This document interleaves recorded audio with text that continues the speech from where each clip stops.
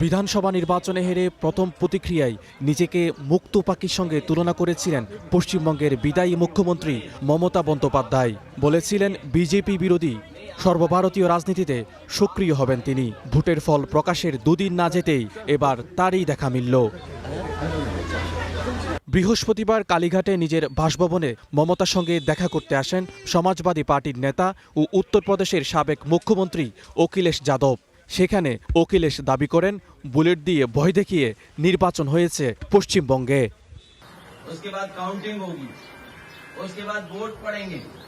BJP সরকারের আমলে নির্বাচন কমিশনের সঙ্গে যোগসাজশ করে আগে ফল ঘোষণা করা হয়, এরপর সার্টিফিকেট দেওয়া হয়, এরপর ভোট গণনা হয়, আর সবশেষ ভোটার তালিকা খতিয়ে দেখা হয়।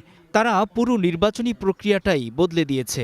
মমতা বন্দ্যোপাধ্যায় বিজেপির চোখের কাঁটা, কারণ তিনি একজন সংগ্রামী ও লড়াকু নেত্রী।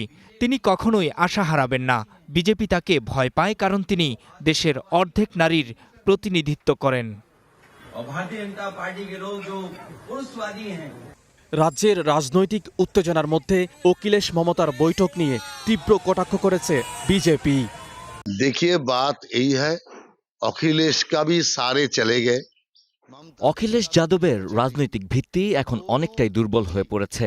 মমতা বন্দ্যোপাধ্যায়ের অবস্থাও একই রকম। তাই দুজনেই হতাশ হয়ে নিজেদের রাজনৈতিক ব্যর্থতার কথা ভাগাভাগি করতে একত্র হয়েছেন। কিন্তু গোটা রাজ্যের মানুষের মনোভাব দেখলেই বোঝা যায় মানুষ বিজেপির পক্ষেই রয়েছে। পুরা রাজ্য কা জনতা কা রুঝান দেখিয়ে। এদিকে মমতা পদত্যাগ না করায় নিজ ক্ষমতা বলে বিধানসভা ভেঙে দিয়েছেন পশ্চিমবঙ্গের রাজ্যপাল রবীন্দ্রনারায়ণ রবি। বৃহস্পতিবার এক সরকারি প্রজ্ঞাপনে এই তথ্য জানানো হয়। ফলে সাংবিধানিকভাবে মমতা আর মুখ্যমন্ত্রী নন। ফল ঘোষণার 5 দিনের মাথায় শনিবার পশ্চিমবঙ্গের নতুন বিজেপি সরকার শপথ নেবে। সকাল 10টায় কলকাতার ব্রিগেড প্যারেড গ্রাউন্ডের বিশেষ মঞ্চে এই শপথ গ্রহণ অনুষ্ঠান হবে। যোগ দেবেন ভারতের প্রধানমন্ত্রী নরেন্দ্র মোদী, কেন্দ্রীয় স্বরাষ্ট্রমন্ত্রী অমিত শাহ সহ বিভিন্ন রাজ্যের মুখ্যমন্ত্রীরা। এদিন শপথ নেবে রাজ্যের নতুন মন্ত্রিসভাও। তবে মুখ্যমন্ত্রী কে হবেন এখনও সিদ্ধান্ত জানায়নি বিজেপি। মাজিদ শাহরিয়ার, স্টার নিউজ।